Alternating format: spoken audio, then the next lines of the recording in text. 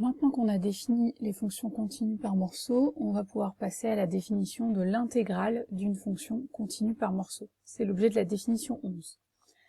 Donc on prend f une fonction continue par morceau, on prend a0 à n une subdivision adaptée à cette fonction. Donc ça veut dire que sur chacun des intervalles ak plus 1 ouvert, la fonction est continue. Et je vous rappelle que en plus la fonction admet des limites finies en ak+, et en ak plus 1 moins. C'est-à-dire qu'on peut prolonger la fonction par continuité. Donc on appelle f tilde k cette fonction prolongée. Donc si je reviens au dessin, par exemple, ici, la fonction f0, c'est vraiment la fonction où la limite, là, à gauche, elle devient incluse dans le segment, etc., etc. Bon, ce qu'on appelle l'intégrale d'une fonction continue par morceau, c'est la somme sur chacun des segments qui est un découpage sur lequel la fonction est continue, de l'intégrale de la fonction continue qui correspond. Donc, votre fonction, sur chacun des segments ak plus 1, elle est continue, et bien l'intégrale sur AB, c'est la somme de l'intégrale sur chacun des segments ak plus 1. Je vais vous montrer tout de suite sur l'exemple 7. La question c'est, est-ce que cette intégrale existe, c'est-à-dire est-ce qu'on sait définir correctement cet objet? C'est ça que vous allez devoir justifier en premier, et ensuite on la calcule.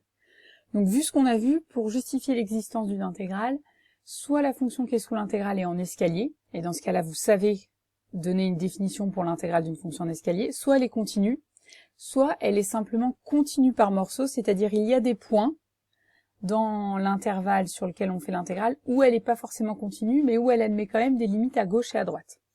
Donc c'est comme ça que vous devez répondre à ce genre de questions. Donc on a cette intégrale. La fonction qui a x associe x, elle est continue, donc en particulier, elle est continue par morceau. La fonction partie entière, elle est continue par morceau, et les points où elle n'est pas continue, ce sont tous les entiers, vous vous souvenez, donc ici ce serait en -1, en 0 et en 1, où il faudrait regarder ce qui se passe. Est-ce que en ces points, -1, 0 et 1, la fonction partie entière de x admet quand même des limites à gauche et à droite? Donc je vous ai tracé la fonction sous l'intégrale, là, x moins partie entière de x au carré, nous on l'étudie qu'entre -1 et 1. Donc effectivement, il s'agit bien d'une fonction qui a l'air continue par morceau, puisque sur l'intervalle -1, 0 ouvert, elle est continue, sur l'intervalle 0, 1 ouvert, elle est aussi continue, en 1+, elle admet une limite, en 1-, elle admet une limite, en 0+, elle admet une limite, en 0-, elle admet une limite, et en -1+, elle admet une limite. Donc la fonction sous l'intégrale, a priori, la vu le schéma, elle est continue par morceau. Bien sûr, comme le schéma suffit pas pour l'expliquer, on va le rédiger, mais c'était pour vous montrer un peu ce qui se passait. Donc tout d'abord, la fonction qui a x associe x moins partie entière de x, par combinaison linéaire et produit de fonctions continues, elle est continue sur l'intervalle -1, 0 ouvert et sur l'intervalle 0, 1 ouvert. En gros, les seuls points de discontinuité possibles, c'est -1, 0 et 1. Donc on va regarder si sur cet intervalle, eh bien on peut prolonger la fonction en -1 et en 0, et pareil sur 0,1. Tout d'abord, la limite en -1+ de x moins partie entière. Alors en -1+, ici ça vaut -1. La partie entière de x, quand vous êtes en -1+, c'est-à-dire entre -1 et 0, la partie entière vaut -1, donc ça fait -1 moins -1, ça fait 0, donc cette limite vaut 0. Et en 0, on fait pareil. En 0-, ça veut dire vous êtes entre -1 et 0, donc de nouveau la partie entière ici vaut -1, là ça fait 0, donc cette limite vaut 1. Donc f, elle est continue sur -1 ouvert, et elle est prolongeable par continuité sur -1 fermé, grâce à ces deux limites qui sont finies. On fait la même chose sur l'intervalle 0,1. La limite en 0+, ici, vous modifiez, c'est 0+, ça vaut 1. La limite en 1- pour le même calcul, vous essayerez, ça vaut 1 également. Donc f, de nouveau, elle est continue sur l'intervalle 0,1 ouvert et prolongeable par continuité à l'intervalle fermé. Donc f est bien une fonction continue par morceau sur le segment -1, 1. donc son intégrale existe bien, puisqu'on a vu que pour les fonctions continues par morceau, l'intégrale existait.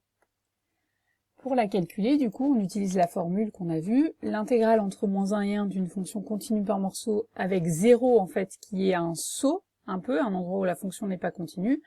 C'est donc l'intégrale entre moins 1 et 0 plus l'intégrale entre 0 et 1. Entre moins 1 et 0, on a dit que partie entière était égale à moins 1, donc la fonction est égale à x plus 1 au carré. Et entre 0 et 1, on a dit que la partie entière était égale à 0, donc la fonction devient x au carré. Et puis ces deux intégrales, vous savez les calculer, et donc on obtient à la fin 1 tiers plus 1 tiers, si j'ai pas fait d'erreur de calcul. Donc cette intégrale, elle existe bien, et elle vaut 2 tiers. Mais vous voyez que le calcul, même s'il est assez simple, il faut correctement faire le découpage, et il faut bien avoir justifié l'existence de cette intégrale. Alors on revient au poly, donc on va voir maintenant les propriétés de cette intégrale. Premier résultat dont la démonstration est complètement hors programme, mais vous devez absolument le connaître, le résultat qu'on a vu sur les sommes de Riemann est encore vrai lorsque la fonction est simplement continue par morceau sur le segment AB. En fait, pour le démontrer, on pourrait utiliser le fait que l'intégrale d'une fonction continue s'écrit comme une somme d'intégrales de fonctions continues. Donc l'intégrale d'une fonction continue par morceau, s'écrit comme la somme d'intégrales de fonctions continues. On applique la propriété des sommes de Riemann pour ces intégrales-là. Puis après, il y a des sommes, il y a des doubles sommes, mais on y arrive. En tout cas, la démonstration, je ne la ferai pas. Par contre, vous retenez le résultat. Ce que vous avez utilisé déjà pour les sommes de Riemann pour une fonction continue, c'est vrai aussi pour une fonction continue par morceau. Donc c'est vrai par exemple pour la fonction là de l'exemple 7. Ensuite, quelles sont les propriétés de l'intégrale? Eh bien, sans surprise, l'intégrale a toujours les mêmes propriétés. Tout d'abord, la propriété de linéarité. L'intégrale d'une combinaison linéaire de fonctions continues par morceau est la combinaison linéaire des intégrales des fonctions continues par morceau. Autrement dit, l'application qui a f associe son intégrale est une forme linéaire sur, et vous le changez là aussi, l'ensemble des fonctions continues par morceau. La relation de Chasles est encore vraie, on peut couper une intégrale en plusieurs morceaux. L'inégalité triangulaire est toujours vraie. Le découpage d'une intégrale en la partie réelle plus la partie imaginaire convient encore. Et un autre résultat qui n'était pas le cas pour les fonctions continues, si f et g sont des fonctions égales sauf en un nombre fini de points, alors leurs intégrales sont égales. Donc ça c'est important, et en fait vous devez comprendre un peu ce qui se passe si jamais on imagine que l'intégrale représente un peu une aire, même si c'est pas du tout la construction qu'on a vue, mais c'est pour comprendre un peu ce qui se passe. Si vos fonctions f et g, elles ne sont différentes par exemple qu'en un point, en fait l'aire sous ces points là où la fonction ne prend pas la même valeur, c'est 0, puisque ça vous fait un Dirac, en gros quasiment ça vous fait un rectangle un peu dont la largeur est nulle, c'est un singleton quoi, donc l'intégrale vaut 0.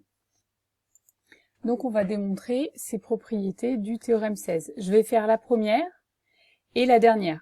Pour les 2, 3 et 4, c'est exactement la même démonstration que le point 1. Alors, donc on prend f et g, deux fonctions continues par morceau sur AB et lambda appartenant à K, et on veut calculer l'intégrale de lambda f plus mu g. Je vous rappelle, pour une fonction continue par morceau, la définition de l'intégrale, c'est que c'est la somme de l'intégrale sur chacun des segments où la fonction a été prolongée par continuité. Donc, on prend un découpage du segment AB qui est adapté à f plus lambda g, c'est-à-dire un découpage du segment AB tel que sur chacun des segments AK plus 1, la fonction f plus lambda g peut être prolongée par continuité en une fonction qu'on appelle f plus lambda g tilde. Et par définition, l'intégrale sur AB de f plus lambda g, c'est la somme de l'intégrale sur chacun des segments AK plus 1, donc ça fait un peu relation de Chasles, quasiment, de f plus lambda g tilde. Sauf que f plus lambda g tilde, c'est une fonction continue, et l'intégrale d'une fonction continue, donc juste cette partie-là, on sait déjà que c'est une forme linéaire. Donc l'intégrale ici, parce que c'est une fonction continue qui est sous l'intégrale, on a le droit de la découper en deux. Et ensuite, on a une somme avec également un plus ici, donc on peut découper de nouveau cette somme. Donc on obtient la somme, l'intégrale de AK plus 1 de fk tilde, plus lambda fois la somme de l'intégrale entre ak et ak plus 1 de g tilde. Et puis cette somme-là, par définition, c'est l'intégrale de f. Et cette somme-là, par définition, c'est l'intégrale de g. Donc en fait, comme la propriété est vraie pour les fonctions continues, par addition d'intégrales de fonctions continues, la propriété reste vraie pour l'intégrale d'une fonction continue par morceau.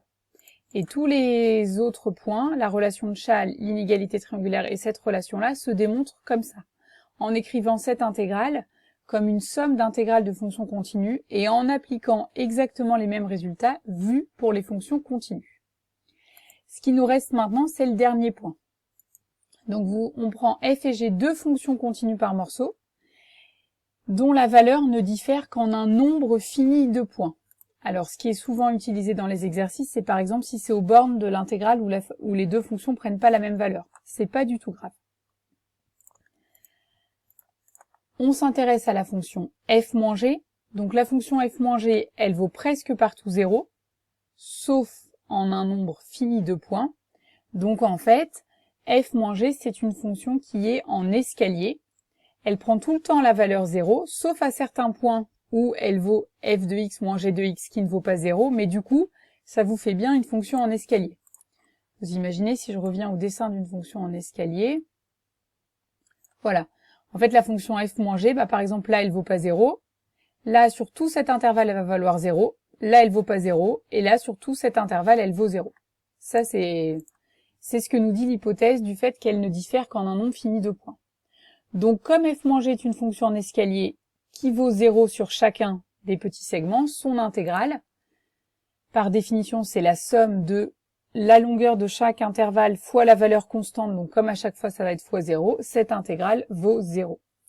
Et par linéarité de l'intégrale, ce qu'on vient de démontrer juste avant, l'intégrale de f-g, c'est l'intégrale de f moins l'intégrale de g. Donc on retrouve bien le résultat, à savoir que l'intégrale de f est égale, je vais le retrouver, 16,